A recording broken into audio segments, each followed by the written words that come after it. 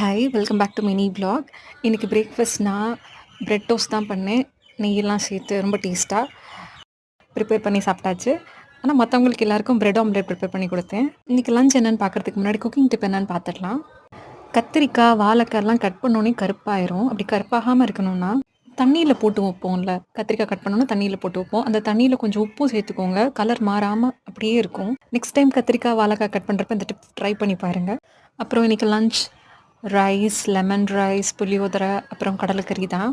இந்த சுண்டல் மசாலா எல்லாத்துக்குமே நல்லாயிருக்கும். அப்புறம் வாழை இலையில சாப்பிட்றது வந்து உடம்புக்கு ரொம்ப நல்லது. உங்கள் வீட்டில் வாழை மரம் இருந்துச்சுன்னா அதை வேஸ்ட் பண்ணாமல் வாழை இலைலாம் யூஸ் பண்ணுங்கள். புளியோதரை, லெமன் ரைஸ்லாம் நம்ம செய்கிறப்ப சாதம் வடித்தோன்னே அதை நல்லா ஆற வச்சிடணும். ஆற வச்ச சாதத்தில் வந்து நல்லெண்ணெய் கொஞ்சம் சேர்த்துக்கோங்க. அதுக்கப்புறம் நீங்கள் ப்ரிப்பேர் பண்ணியிருக்க லெமன் ரைஸ் மிக்ஸ், புளியோதரை மிக்ஸ் சேர்த்து ப்ரிப்பேர் பண்ணிங்கன்னா டேஸ்ட் ரொம்ப நல்லாயிருக்கும். நீங்கள் நம்ம சேனல் ஃபர்ஸ்ட் டைம் இருந்தால் மறக்காமல் சப்ஸ்கிரைப் பண்ணுங்கள், லைக் பண்ணுங்கள். டேக் கேர், பாய்.